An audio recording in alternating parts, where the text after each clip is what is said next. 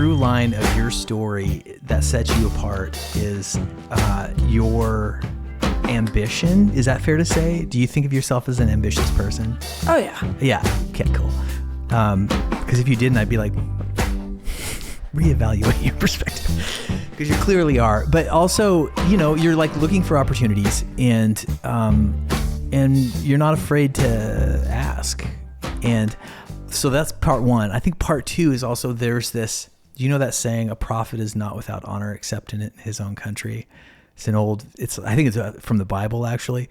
The idea being that people will treat you like a star will treat you better the more they don't know you. You know what I mean? Absolutely. So you come to America and you're that Dutch girl. That's kind of weird, you know? And then you come back home and they're like, cool, Judy. Oh yeah, I'm Judy from the block, right? It's true. No, it's 100% true. So way to go. That's all I'm trying to say. Like setting yourself apart by like having, like, you're also a person that I've known people like this, and I'm a little bit like this, who always thinking about a way to get your foot in the door. All I need is my foot because I'll kick it open if you give me a shot. And I know that you think like that. Yeah. It's proof. Well, I think it's curiosity. Yeah. And I remember from that, I mean, a lot happened after meeting Oliver. Like what happened after that meeting kind of changed everything. Yeah, because for sure. he said, hey, I got to go now, but my wife works at the studio in town. Would you like to see it? Because she can probably give you a tour and I can drop you off there.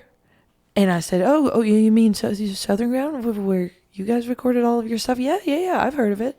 And he did. He dropped me off there. She gave me the full tour of the place. That's Zach Brown's studio. And I then decided there and then, wow, I'm going to go home. I'm going to work my ass off. And I'm going to come back with money. And I'm going to record songs here. Because then I'll have a story. And it's definitely going to sound better here. And it's going to be more interesting to make it here than it'll ever be in the Netherlands. Songs were born here. I want to record them here.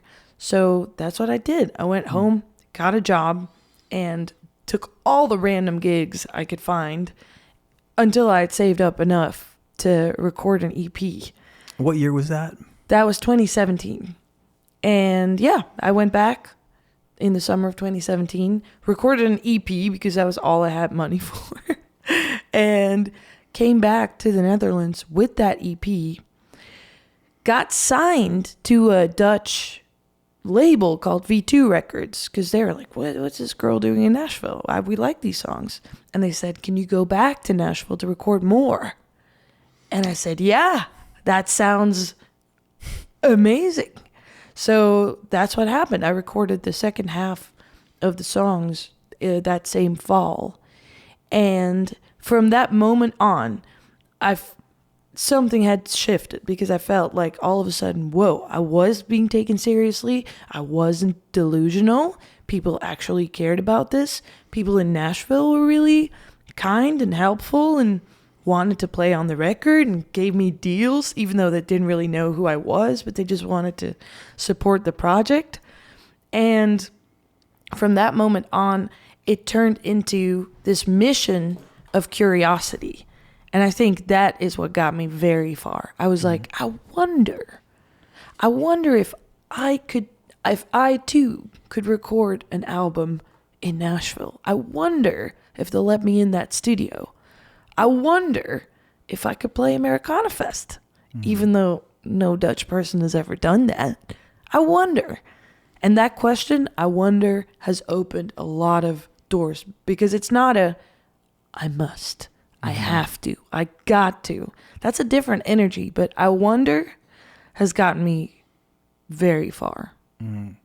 It's inspiring and I can relate.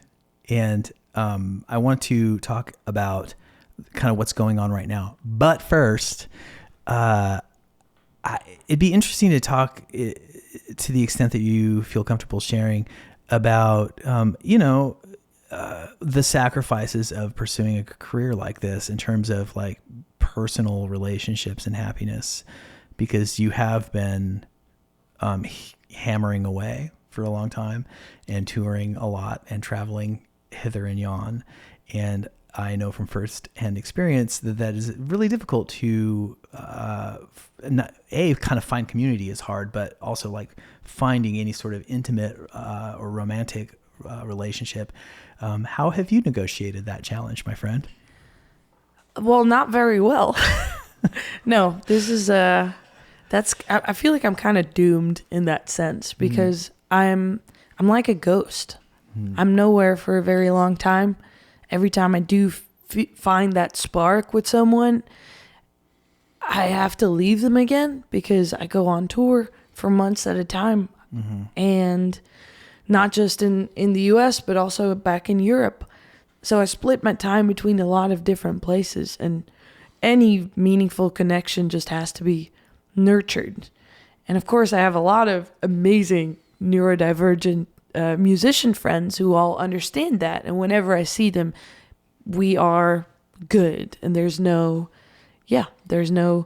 hiccup in our friendship in any way.